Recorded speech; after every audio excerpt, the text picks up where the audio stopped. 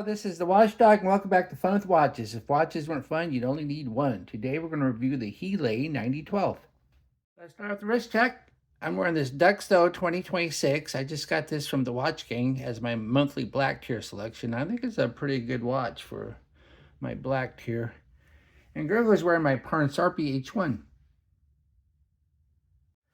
Grogo told me that Pellimato told Miggs Mayfield that he doesn't always have to make jokes involving innuendo.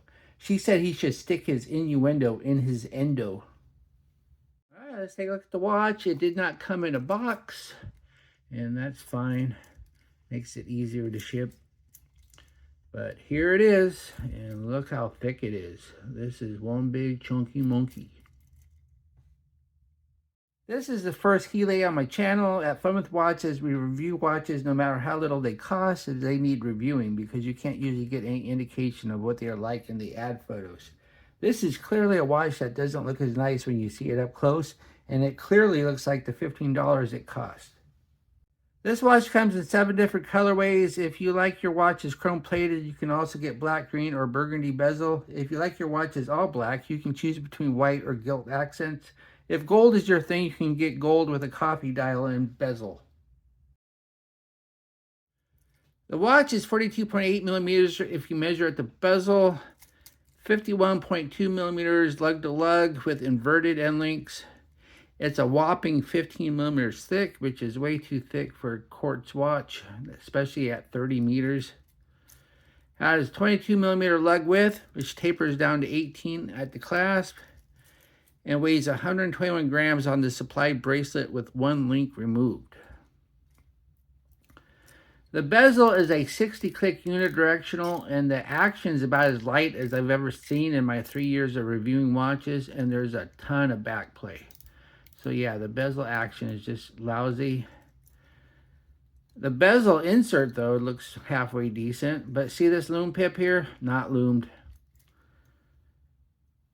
And then we have the dial. The dial says Helei up top. I don't know if that's how you pronounce it or not, but that's what I've been saying.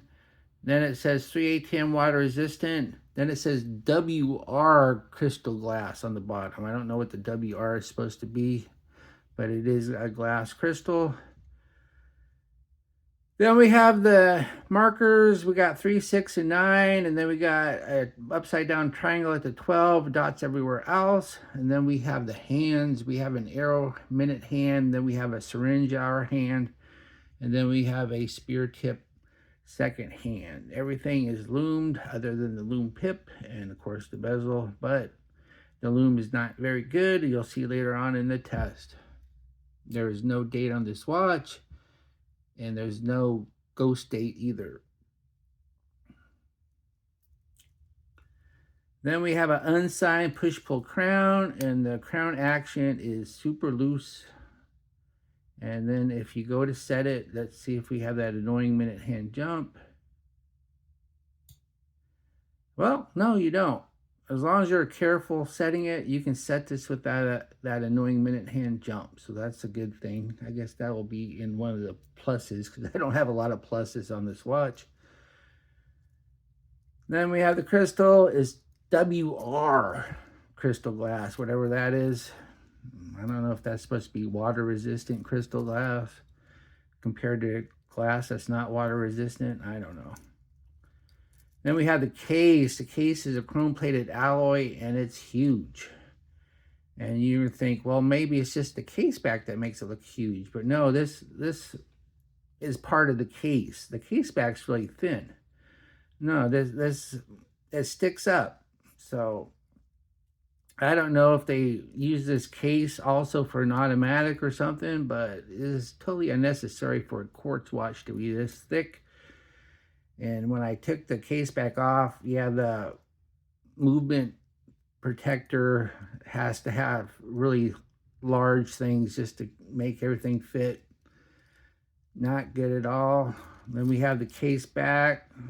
Case back is a coin edge, but it's a press-on. The coin edge is just for looks. Then it says stainless steel back, so at least it's not lying and saying it's a stainless steel watch, because it's not, just the case back is. Then it says unique design. Well, Not really. Then it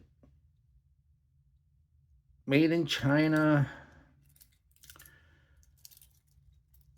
Underneath the case back is the E68 quartz movement. I'm not sure who makes it. I'm sure it's Chinese. I don't remember ever seeing an E68 before. But like I said, at least it doesn't have that annoying minute hand jump as long as you're careful. Then we have the bracelet. The bracelet has hollow inverted end links, and then the links themselves are hollow too. And we have push pin adjusters, not screw pins. You're not going to get screw pins on a $15 watch. And they were somewhat difficult to get out, but I did remove one link. And then we have the clasp. The clasp, believe it or not, isn't bad for a $15 watch. At least it's not that one with the side press that takes up all the room, and so you can't have any micro adjusts, because you have 3 holes of micro adjust. That's good because these are fairly big links. But it is pressed, but still this is a $15 watch, and this clasp is not bad.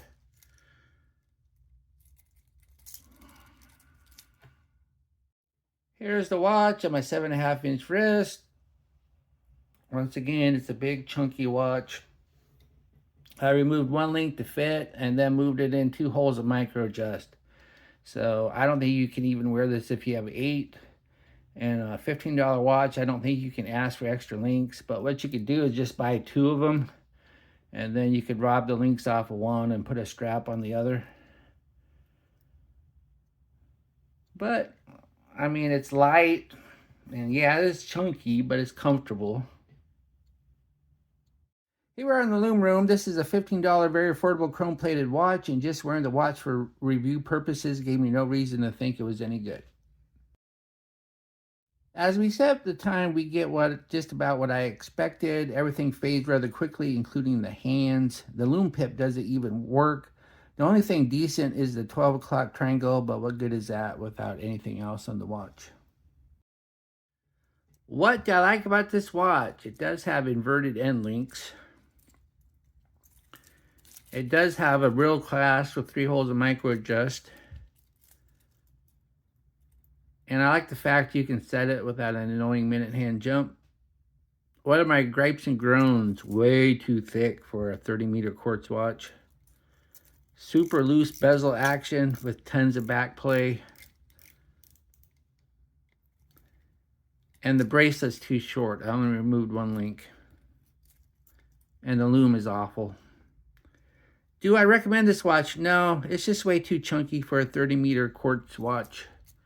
Maybe if it was a couple of millimeters thinner. Maybe if this didn't stick out so much where the case back meets it.